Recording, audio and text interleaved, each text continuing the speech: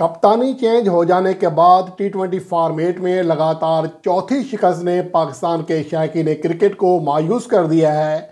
और अब इसके हवाले से अच्छी खबर यह है कि मोहम्मद हफीज़ की छुट्टी होने जा रही है। और कब छुट्टी होगी इसके हवाले से क्या तफसीलात हैं वो आपके साथ शेयर करूंगा। जबकि शाहीन अफरीदी का मुस्तकबिल क्या है, जबकि क्या अगले मैच में बाबर आजम और रिजवान एक बार फिर ओपनिंग करेंगे, और इसके साथ साथ पाकिस्तान टीम में चेंजिंग्स के हवाले से क्या बातें हो रही हैं, और इसके साथ साथ पाकिस्तान के कई बदतरीन रिकॉर्ड जो हैं वो टूटे हैं। पाकिस्तान के ख़िलाफ़ एक सीरीज़ में सबसे ज़्यादा रन्स बने हैं अब तक, और सबसे ज़्यादा छक्के भी लग चुके हैं। तो ये तमाम चीज़ें डिस्कस करते हैं। और आज का जो मैच था ये पाकिस्तान के शायकीन क्रिकेट के लिए बहुत ज़्यादा मायूस कुन था, क्योंकि लगातार चौथी शिकस्त पाकिस्तान को खाना पड़ी है। अब इससे पाकिस्तान की रैंकिंग पर बहुत बड़ा फ़र्क पड़ेगा, और उसके साथ साथ जो टी20 वर्ल्ड कप 2024 की उम्मीदें हैं उसको बहुत बड़ा धचका लगेगा। क्योंकि पाकिस्तान की टीम टेस्ट में ना सही, वनडे में ना सही, लेकिन कम से कम टी20 फॉर्मेट की बेहतरीन टीम शुमार की जाती है। चंद टॉप टीमों में पाकिस्तान टीम का शुमार होता है, लेकिन अब ऐसा दिखाई नहीं देता। क्योंकि पाकिस्तान जिस तरह न्यूजीलैंड में ना सिर्फ इस बार बल्कि इससे पहले भी पाकिस्तान टीम वहाँ जब गई है तो पाकिस्तान से उम्मीदें होती थी, और पाकिस्तान ने वहाँ पर परफॉर्मेंस दी हुई है। ऐसा नहीं है कि जैसा कि पाकिस्तान की ऑस्ट्रेलिया में टेस्ट रिकॉर्ड है इंतहाई मायूस कुन है, या फिर साउथ अफ्रीका में है टेस्ट रिकॉर्ड, लेकिन टी20 फॉर्मेट में चाहे हम साउथ अफ्रीका में खेले हों, चाहे इंग्लैंड में खेले हों, चाहे हम न्यूजीलैंड में खेले हों, तो हमारा माजी का रिकॉर्ड अच्छा है और हमारे बैट्समैन वहाँ पर परफॉर्मेंस देते आ रहे हैं। लेकिन पाकिस्तान के जो टॉप 6 बैट्समैन हैं उनकी परफॉर्मेंस इंतहाई ज़्यादा बुरी है। आज़म खान, इफ्तिखार अहमद, सैम अयूब, आज साहबजादा फरहान को मौका दिया गया, उनसे काफ़ी उम्मीदें थीं, वो भी नाकाम हो गए। और डोमेस्टिक क्रिकेट जो है हमारे लिए अब पता नहीं एक चीज़ अजीब सी लग रही है कि डोमेस्टिक क्रिकेट के टॉप परफॉर्मर्स पाकिस्तान टीम में आकर इतने ज़्यादा फेल क्यों हो रहे हैं, ये बहुत बड़ा सवाल है। क्या हमारे डोमेस्टिक जो क्रिकेट है उसका म्यार इतना नीचे गिरा दिया गया है कि वहाँ का परफॉर्मर इंटरनेशनल क्रिकेट में वहाँ पर सेट नहीं हो पा रहा, वहाँ पर 2 गेंदें क्यों नहीं खेल पा रहा।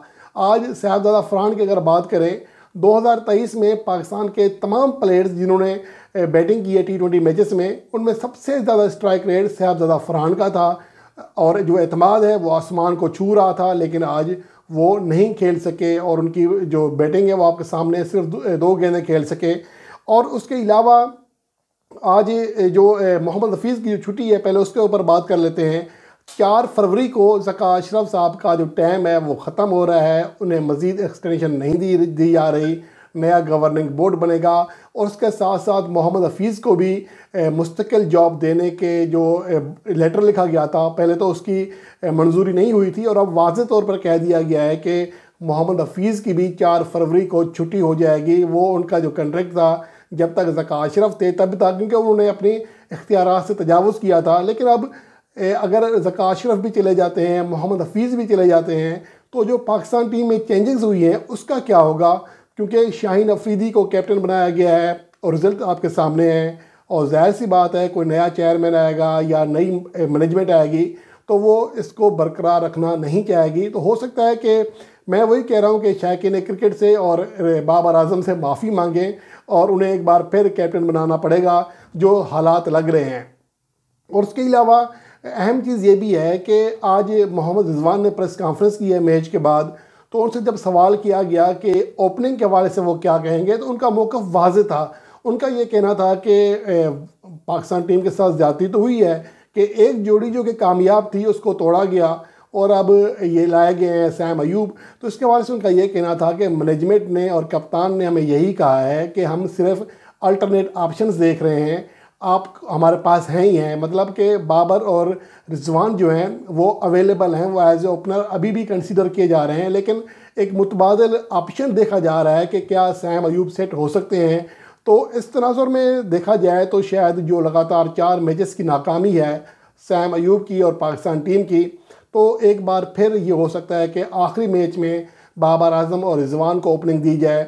और इसके अलावा जो अहम चीज़ है कि मेरे ख्याल में तो सैम अयूब को अभी वैसे तो ये बातें हो रही थी कि टी20 वर्ल्ड कप 2024 तक हर मैच में सैम अयूब ही खेलेंगे, तो मुझे लगता है कि फिर अगर उनको खिलाना है तो फिर उनको आप एतमाद दें और खिला लें थोड़ा, और इफ्तिखार अहमद को ड्रॉप करके आज़म खान को एक और मौका दे दें।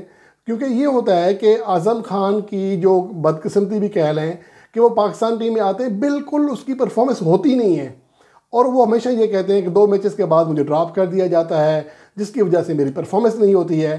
चलें, इस बार लगातार 3 मैचेस खिला दिए गए, तो मेरे ख्याल में इफ्तिखार अहमद की कारकर्दगी भी कोई इस लेवल की नहीं है।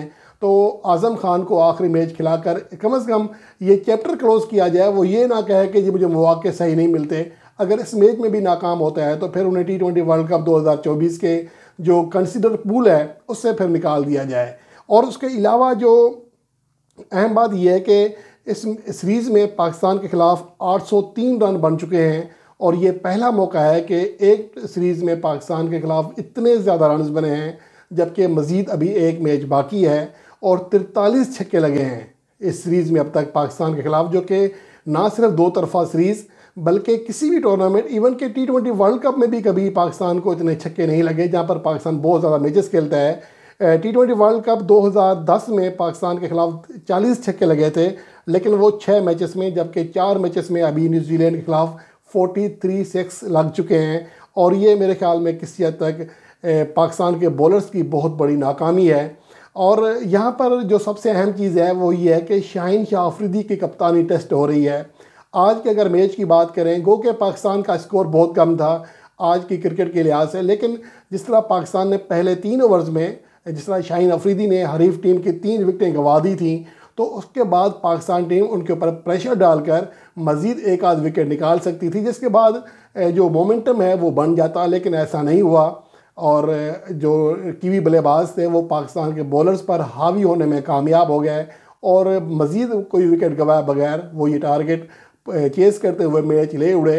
तो ये पाकिस्तान के लिए बहुत बड़ा धचका है, ख़ास तौर पर शाहीन अफरीदी की कप्तानी के हवाले से, क्योंकि माजी में बाबर आजम के ऊपर इस हवाले से तनकीद होती थी कि वो कैप्टनसी नहीं कर पा रहे, सही प्रेशर नहीं बढ़ा पाते। लेकिन अब पाकिस्तान टीम के साथ भी उससे ज़्यादा बुरा हो रहा है, क्योंकि मैंने बताया कि पाकिस्तान के ख़िलाफ़ लगभग 11 रन फ़ी ओवर 10.73 के रन रेट से रन बने हैं 4 मैचेस में, और ये किसी भी सीरीज़ में सबसे बड़ा रन रेट है पाकिस्तान के ख़िलाफ़। और पाकिस्तान के मासवाए नसीम शाह के लगभग तकरीबन तमाम सारे बॉलर्स हैं। शादाब खान तो वैसे आउट ऑफ फॉर्म थे, उनकी ज़्यादा जो किरदार नहीं रहा हालिया अरसे में, लेकिन बाकी तमाम बॉलर्स मौजूद हैं। पाकिस्तान की फुल स्ट्रेंथ टीम है, उसके बावजूद पाकिस्तान के ख़िलाफ़ इतने ज़्यादा रन्स बन रहे हैं। और यही सबसे बड़ा सवाल है कि एक फास्ट बॉलर जो कि जानता है कि बॉलर्स को किस तरह इस्तेमाल किया जाता है, जब उनकी कप्तानी में ये हाल है, तो फिर हम क्या शिकवा करें बाबर आजम से या दीगर लोगों से।